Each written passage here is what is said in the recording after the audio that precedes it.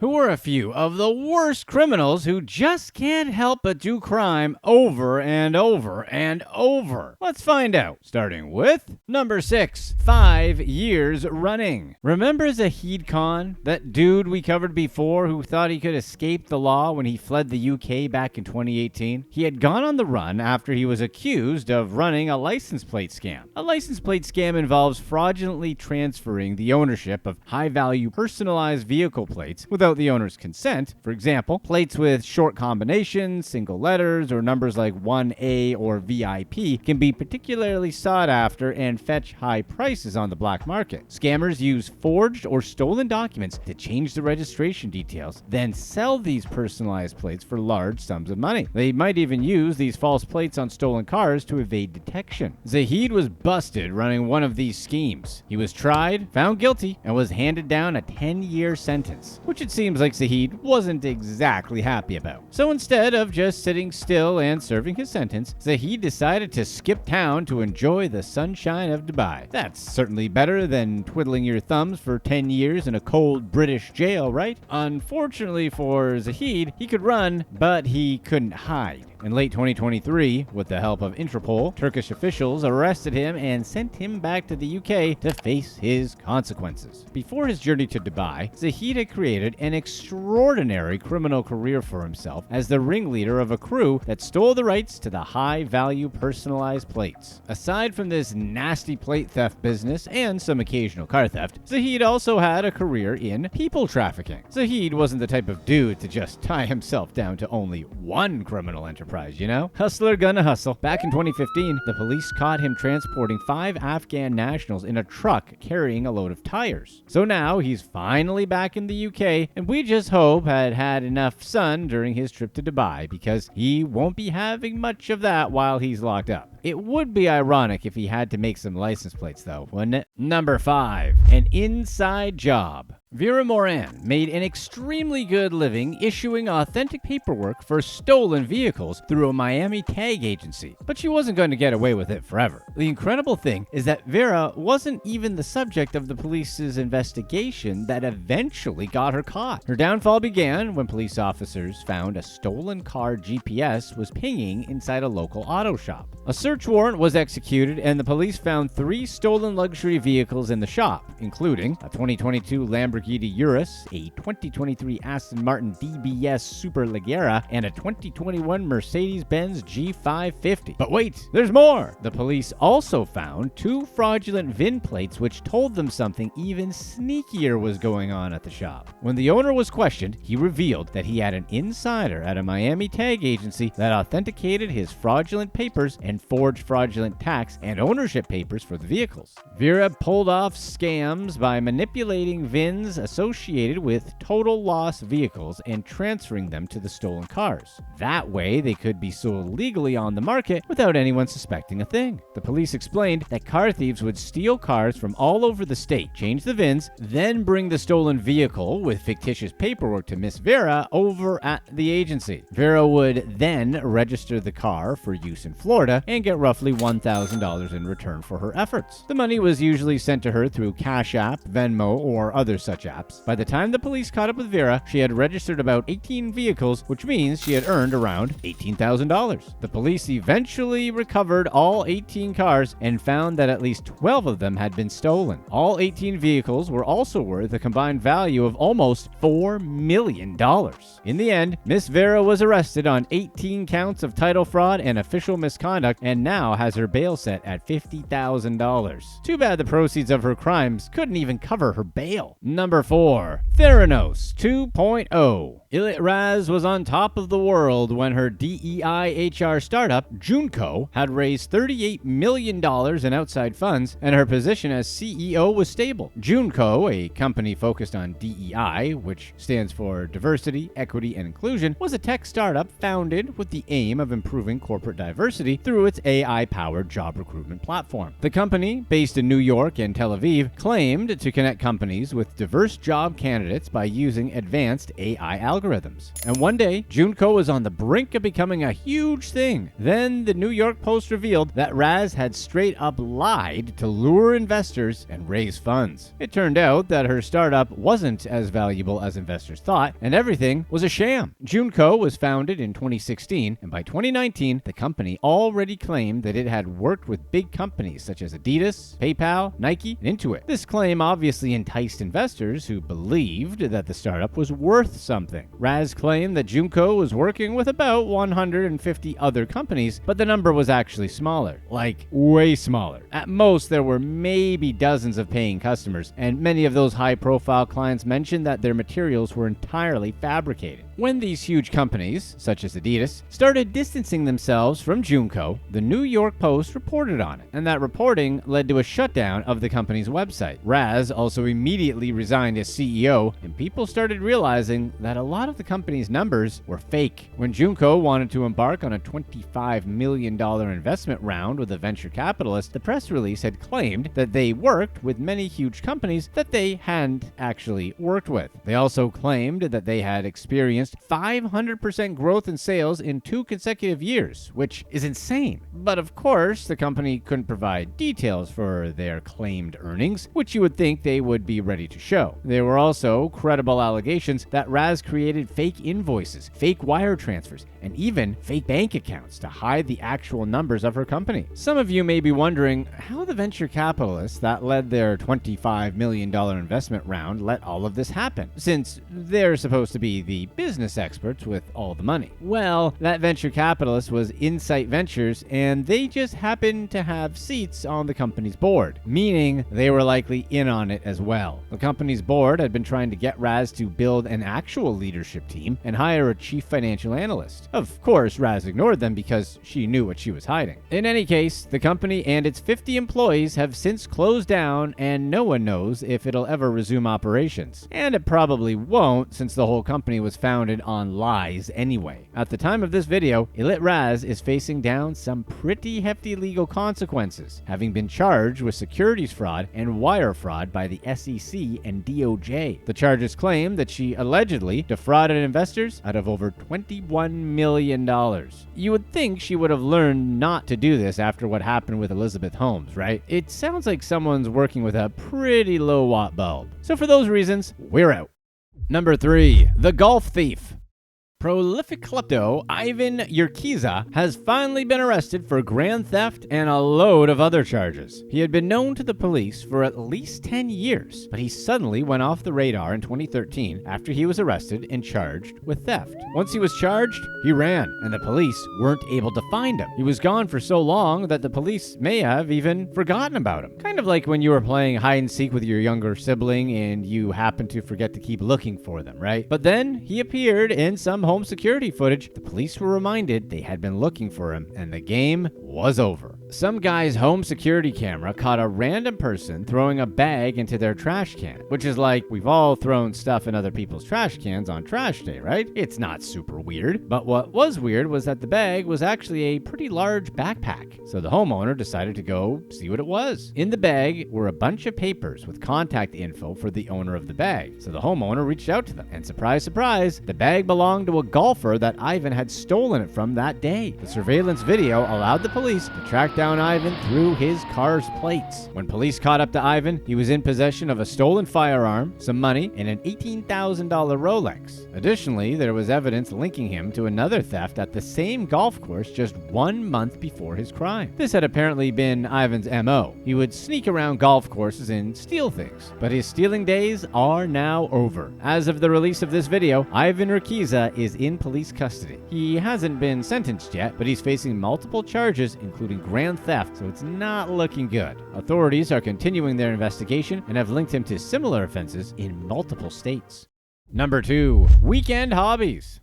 Lois Loader dined and dashed several times at restaurants in Perth, Australia, but somehow convinced herself that she was actually the victim in all of this, and even tried to raise money for her legal defense through GoFundMe. Lois's headaches began when one of the restaurants she had dined and dashed at with her male partner released pictures of her on their Facebook page. They asked if people knew who she was and noted that she had just had an excellent lunch at their expense because she refused to pay. What Lois didn't know was, at the time, that one revelation by one of her victims would lead to other allegations by other restaurants she had fleeced over the years. The police claimed that they had evidence of other crimes Lois committed, including not paying for her gas at a gas station, using a stolen credit card to buy alcohol and book a hotel room, and driving a car with stolen plates. The police noted that she has over 22 similar charges before the court and could receive a summons for a further 46 more charges. Terraza Applecross Cafe, who were sick of Lois stealing from them, claimed that she and her partner racked up a $200 bill and left before paying. So they posted pictures of the couple on Facebook. But rather than just settling her bill, Lois used her clever alias she made up, Lois Lynn, to give a 1-star nasty review to the cafe. So nervy Lois didn't pay, and then had the gall to say the restaurant was awful and that you would see hair from someone's privates in their butter. With an alias that clever, it's shocking she was found out, right? What a moron. And did our amazing Lois Loader stop there? No,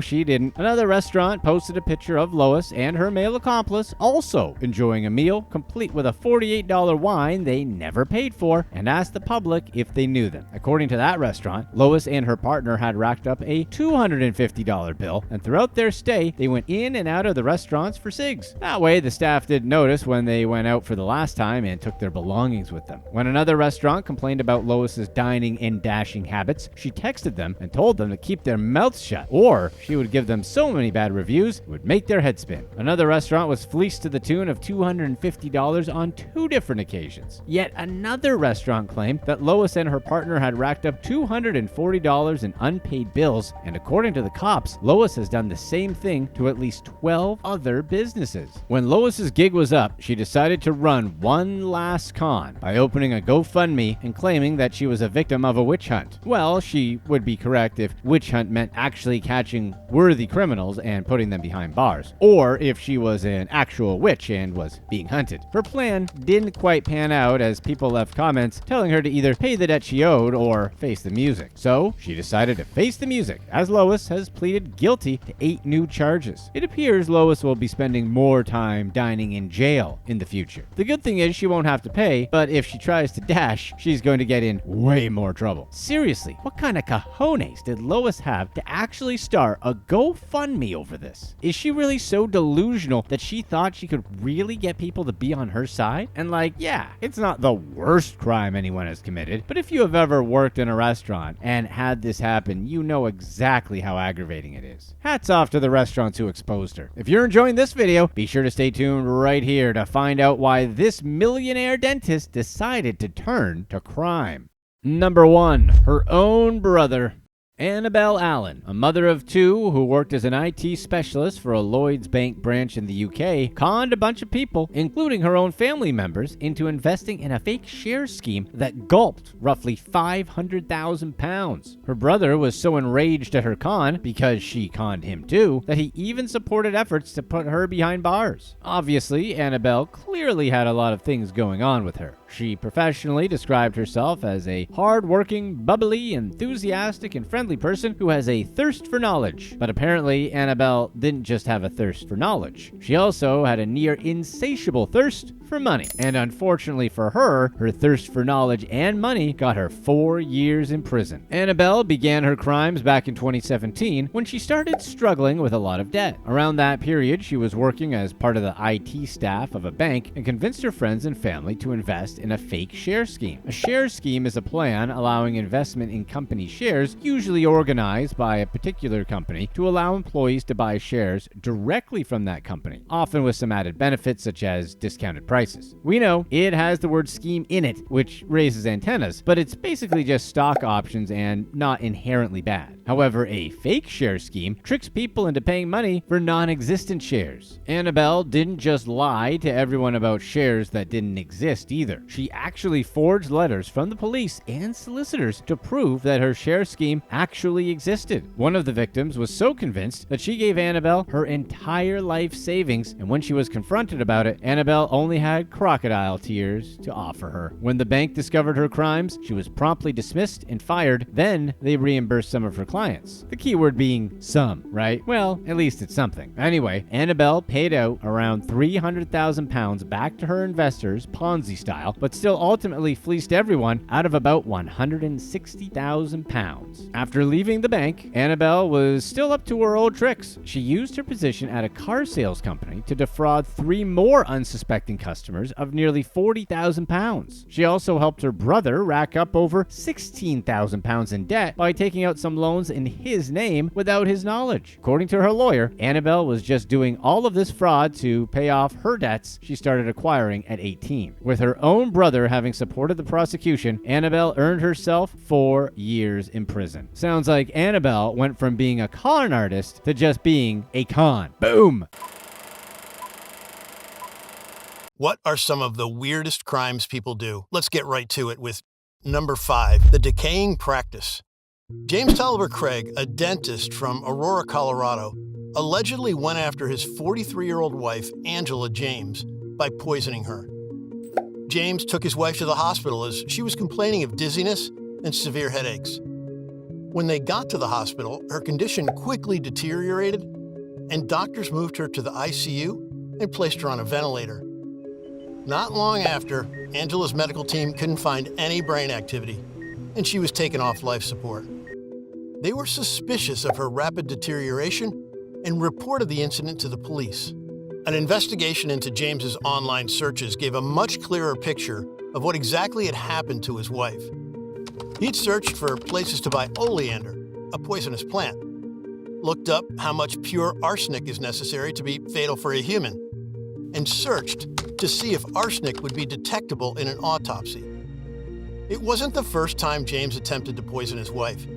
His sister informed police that James had poisoned Angela 5 to 6 years before and tried to make it look like she did it herself. The last time, James had given Angela an unknown substance. He told her he had planned to, let's just call it, off himself. So he had given her the unknown substance so she wouldn't find him or try to save him. The lethal substances in James's system would have kicked in before the substances in Angela's bloodstream wore off. As James's actions would suggest, the couple's marriage was unhappy. He was on the edge of bankruptcy for a second time, and Angela had told her sister that their financial situation was dire. James ordered a shipment of arsenic to be dropped off at their home and had potassium cyanide delivered to his office. Before admitting Angela to the hospital, James informed his office manager that he was expecting a package and instructed her not to open it. However, when the package arrived, another employee opened it anyway. The office manager looked inside and found a circular canister with a biohazard sticker and a potassium cyanide label. On March 6, 2023, James made Angela a protein shake before they worked out together. He gave her extra protein as she was feeling sluggish, but by the end of their workout, she was so faint and sluggish that he took her to the hospital. One of James's longtime friends and business partners spoke to one of the attending nurses at the hospital and shared that he thought Angela was poisoned. The business partner informed the nurse about the potassium cyanide canister James ordered to the dental office, despite no medical need or purpose for it to be at a dentist's office. The partner confronted James about the package, to which James claimed it contained a ring for his wife. However, the partner didn't believe him and demanded to know why he would buy cyanide. So James quickly decided to change his story, admitting that yes, the package did contain cyanide, but it was Angela that made him order it as she was suicidal, and he wanted to call her bluff and snap her out of it. As a mandatory reporter, the nurse called the police, who launched an investigation into the matter. The investigation revealed that James had been sending sending explicit and personal emails to an orthodontist in Austin, Texas that he was having an affair with. They allegedly made travel plans for his mistress to visit him on dates, lining up with Angela's various hospital stints. They also had a trip booked for the day Angela entered the hospital and later passed away. They had purchased their tickets the very same day the arsenic arrived at James's home. It's like all that was missing was for it to be her birthday as well. Before her passing, Angela feared James had poisoned her again. When she first exhibited symptoms in early March, Angela texted her husband that she felt like she'd been poisoned and was going to the hospital. James responded that he hadn't poisoned her again, something that many loving husbands have said before, so it was totally not suspicious, right? But he agreed that she looked pale and expressed concern. Police believed she had arsenic in her system during that time. James filed for professional and personal bankruptcy in 2020. His dental practice, Summerbrook Dental, was running with an approximate $120,000 monthly loss, and James had accumulated over $2 million in personal debt. James dug himself into a hole with a series of bad investments. He sunk over $1 million into a cryptocurrency named extraoption.gold, which he hoped would prop up his business. Instead, the investment cost him significant money, and extraoption.gold is now better known as fool's gold. Another of his investments was in a crypto Ponzi scheme where he lost $600,000. James believed he would generate more than $40,000 monthly by purchasing 3 BitText Blockbuster machines from James Wolfgram. Wolfgram was accused of pretending to be a crypto millionaire who ripped off multiple victims for millions through his company BitText. When James asked Wolfgram when he would receive the machines, Wolfgram pledged his $15 million Florida home as collateral for the joint venture in a personal guarantee and collateral agreement. Unfortunately for James, Wolfgram didn't disclose that he didn't and never had owned the home in question. By the time James filed for the bankruptcies, he was hemorrhaging money. He owed the IRS $314,998 and had $750,000 in other debts, including over $200,000 on assorted credit cards. James had 3 life insurance policies on his wife, valued at a little over $80,000, which would have barely made a dent in covering his debts. James didn't think he was at fault for his financial difficulties and blamed those around him instead. He blamed the dental practice issues on Dr. Chris Brady, who, according to James, suggested he change the business model. James said that the change increased the business's expenses and forced him to bring on a new dentist who was a bad fit. James also claimed that they were buried in debt when they replaced the dentist. He also said he had to take out loans totaling roughly $1.7 million to cover increased expenses. Their business spending didn't exactly match the office's dire financial state. They spent over $60,000 on travel and almost $29,000 on meals and entertainment. James has been charged with the first-degree murder of Angela James and faces additional charges related to the poisoning. If found guilty, he could face life imprisonment. Number 4, just bury it.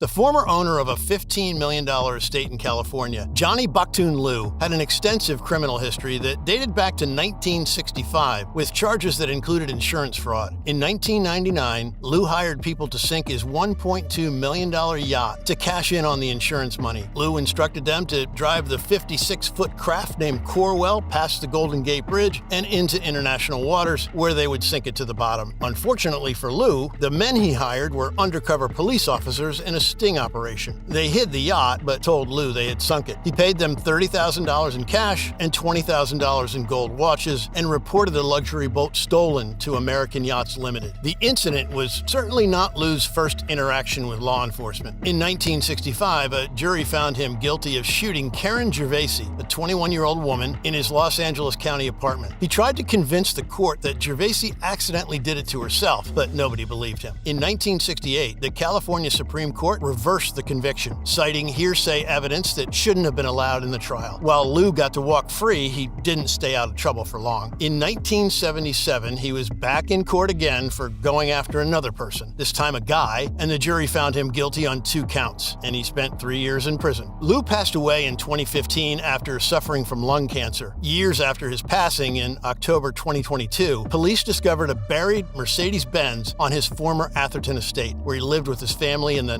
1990s. Authorities uncovered that Liu reported the vehicle stolen in 1992 and received between $87,000 and $88,000 in insurance money for the stolen car. He buried the vehicle with unused bags of concrete. The police brought cadaver dogs to the scene and picked up the scent of possible human remains, although authorities didn't find any in the vehicle. It's weird that this concrete evidence wasn't concrete at all. Number 3. Professional test taking. Inderjeet Kaur, a woman from South Wales, ran a criminal operation where she charged people hundreds of dollars for her to take their driving tests for them. Between 2018 and 2020, Kaur sat through 150 theory and practical driving tests for candidates who struggled with the English language. Once she passed their tests, she handed them their driving licenses. Staff at driving test centers were suspicious of Kaur and reported her to the Driver and Vehicle Standards Agency, known as the DVSA, which is the organization responsible for driving tests in the UK. The DVSA referred the case to local authorities who opened an investigation. And Kaur wasn't the only person guilty of test fraud. Around 200 miles away in Derby, England, a staff member at a driving test center noticed a woman who seemed to be taking a test on behalf of someone else. Authorities launched a search to find the woman, who had been spotted throughout the UK, and released a picture of her in an attempt to identify her. Between Kaur and the unidentified woman, they fraudulently took tests in at least 10 counties across England and Wales. Their cases weren't isolated incidents either. As of December 2022, driving test fraud was on the rise in the UK. The fraudulent driving tests caused public safety concerns, as the fraudsters enabled unqualified and potentially dangerous drivers to obtain legitimate licenses. Public officials feared there would be a rise in serious accidents. The DVSA sent out a notice urging people to report drivers they suspect are sitting a test for someone else, and warned that it's against the law to cheat during a driving or theory test. They also warned of the serious ramifications of posing as someone else when taking a test, such as prison sentences, court costs, fines, driving bans, and unpaid work. Additionally, the DVSA planned measures to crack down on the situation to prevent any unqualified or unsafe drivers getting behind the wheel. Authorities uncovered Kaur's scheme and arrested her. She pleaded guilty, and the court sentenced her to 8 months in prison. A man guilty of the same crime, who charged over $1,000 per test, was sent to 18 months in jail. Judging from all the bad drivers where we live, the women must be operating here too. At least someone is putting the brakes on this scam. Number 2, faking a city. When the city of Newark entered into a sister city partnership with the United States of Kailasa, or USK, they thought they were establishing a relationship with the first sovereign state for Hindus. However, they'd soon learn that the nation was nothing of what it seemed. The USK nation was created to honor Paramhamsa Nityananda, the so-called Supreme Pontiff of Hinduism, or SPH. The country claimed to have a population of 2 billion practicing Hindus and had its own flag, central bank, and passport. Unfortunately for Newark, the country didn't exist. The Kailasa group, which followed Nityananda's teachings, claimed to have extended campuses in 150 countries and promoted a form of Hinduism centered around its leader's alleged miraculous powers. His powers included delaying the sunrise and teaching cattle to speak Tamil. However, the spiritual leader couldn't find a way to miraculously get himself off of the radar of Indian police, who wanted him on pretty serious charges dealing with, let's just call these non-consent issues and some abductions. Why did Nityananda want sister city status? Since the Kailasa group looked very much like a cult, if they gained sister city status, they would appear more credible and be able to recruit people in the United States. For Nityananda, having American recruits meant more money. Nityananda didn't attend the sister city ceremony, where Vijayapriya Nityananda represented USK instead. She identified herself as the permanent ambassador to the UN for the fake country. Vijayapriya described the USK as a country that was service-oriented,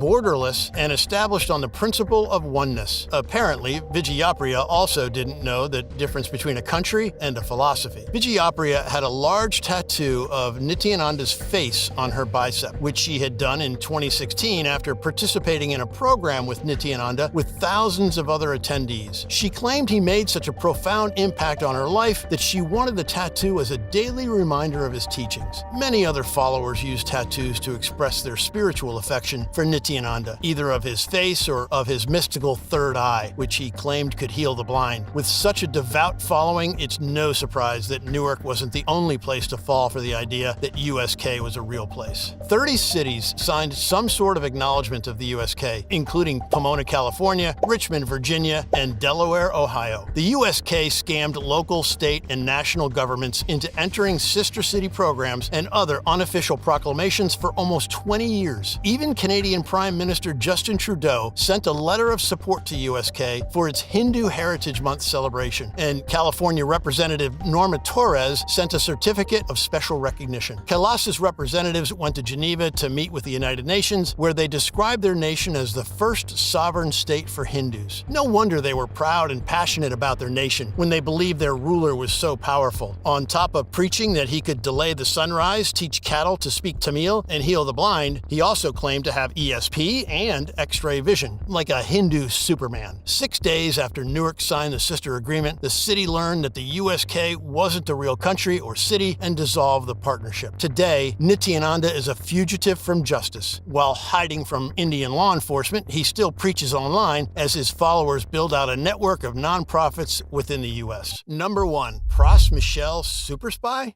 Rapper and former member of the Fugees, Pras Michel accepted millions of dollars from Jolo, a Malaysian financier, to help him make political connections and influence people. Michel met Jolo at a New York City nightclub in 2006. Their relationship developed into a business partnership where Lo paid Michel with money he stole from the Malaysian government to make influential and political connections. Lo leaned on Michel heavily for his political connections and influence. Michel helped Lo by doing things such as reimbursing guests to attend a fundraising dinner for President Obama's 2020 presidential campaign. Allegedly, Michel funneled $1 million of Lo's funds into Obama's campaigns through 20 donors to avoid suspicion. When the Trump administration took office, Lo gave Michel over $100 million to convince then-President Donald Trump to drop a federal investigation into Lo. Understandably, Lo did everything he could to guarantee legal protection against the U.S. government. He allegedly ran one of the biggest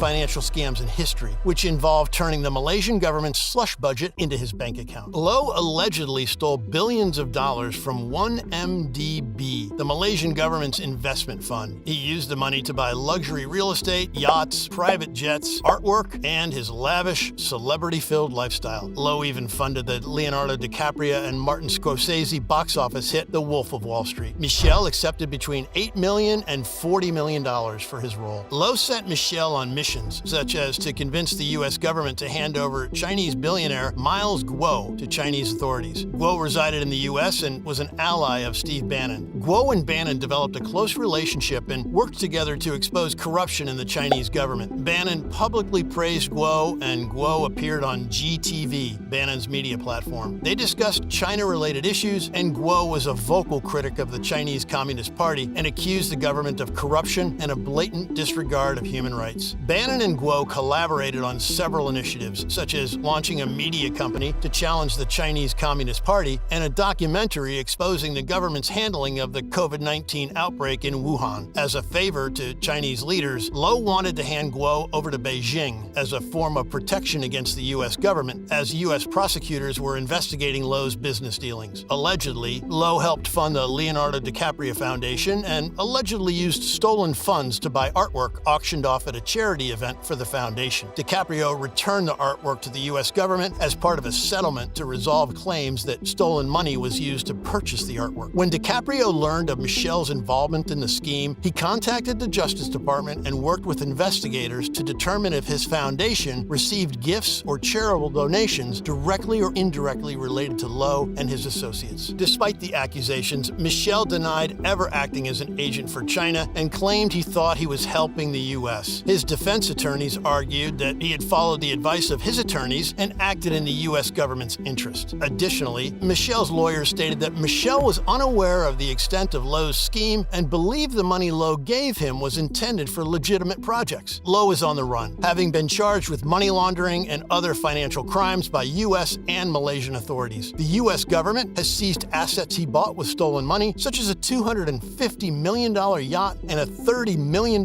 penthouse. While he claims his innocence, many believe Lowe is hiding out in China. Michel is currently standing trial for his involvement in Lowe's schemes and has pleaded not guilty to conspiracy charges, witness tampering, and failure to register as an agent of China. Just why? Click to watch one of these next videos. Let us know in the comment section what life you'd choose. A simple beach life or a complicated city life.